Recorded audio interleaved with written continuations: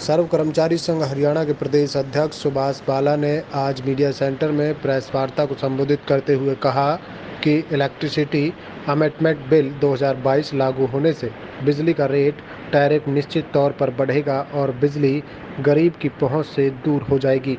उन्होंने कहा कि सरकार कर्मचारियों की पुरानी पेंशन बहाली की मांग को लेकर गंभीर नहीं है, जबकि राजस्थान, छत्तीसगढ़ में पुरानी पेंशन स्कीम लागू कर दी गई है। उन्होंने कहा कि बिजली विभाग में कार्यरत कच्चे कर्मचारियों को पक्का किया जाए। सुभाष बाला ने कहा कि केंद्र सरकार द्वारा इलेक्ट्रिसिटी अमेंडमेंट बिल 2022 को लेकर आ रही यह बिल संसद में पास हो गया तो सब्सिडी, क्रॉस सब्सिडी समाप्त हो जाएगी। वितरण कार्य में भी प्राइवेट लाइसेंस दिए जाएंगे। बिजली के क्षेत्र में निजी कंपनियां उपभोक्ताओं को महंगी बिजली देगी।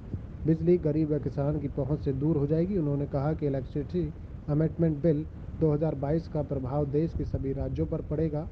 बिल के विरोध में बिजली कर्मचारी सड़कों पर उतर चुके हैं। उन्होंने कहा कि सरकार कच्चे कर्मचारियों को पक्का करे, पुरानी पेंशन स्कीम बहाल की जाए।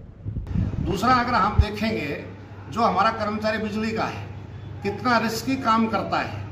जब पुलिस कर्मचारियों को 5,000 रुपये जो कि भत्ता मिलता है, मिलना चाहिए, हम उसका विरोध नहीं कर रहे, लेकिन बिजली कर्मचारियों की कैजुअलिटी कहीं ज़्यादा है, लेकिन कोई सुनने को तैयार नहीं है।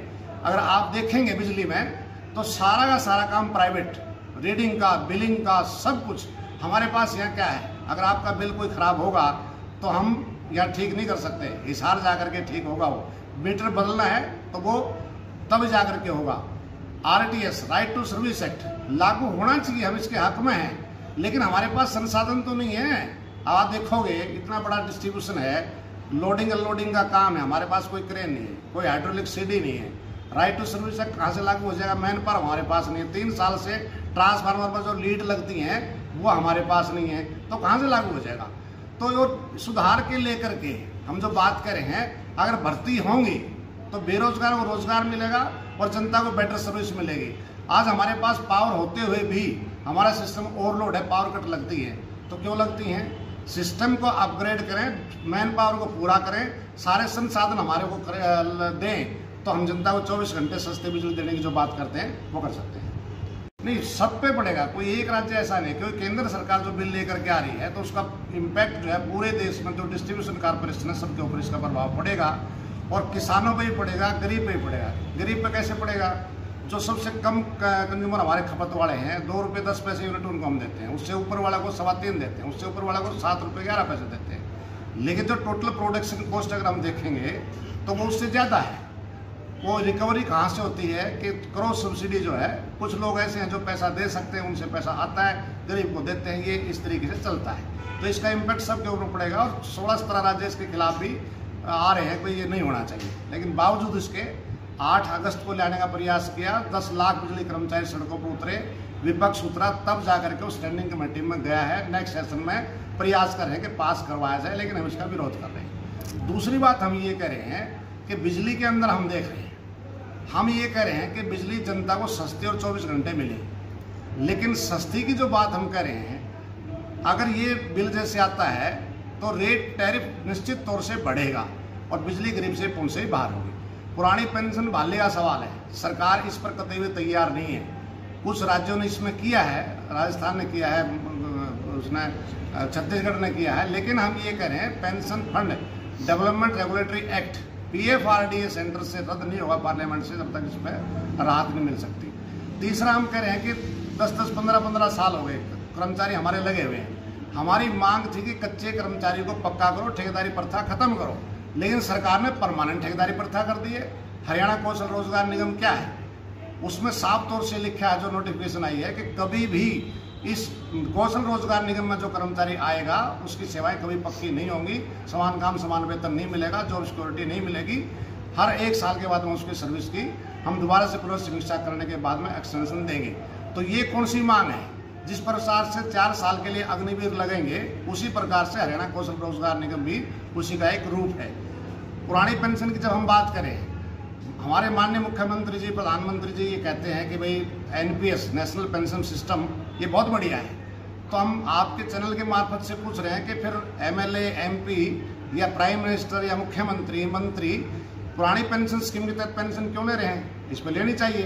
लेकिन उसको नहीं ले रहे हैं। सर्व कर्मचारी संघ हरियाणा से संबंधित all Haryana power corporation worker union के प्रदेश व्यापी आंदोलन के तहत आज यहाँ प्रदर्शन का आयोजन किया जा रहा है। और ये इस प्रदर्शन से पहले हम 15 जून को additional chief secretary Haryana power department P K. Das ji के ऑफिस पर भी प्रदर्शन करके आए हैं। और इसके अलावा 13 अगस्त को माननीय बिजली मंत्री के आवास पर भी हम प्रदर्शन करके आए हैं।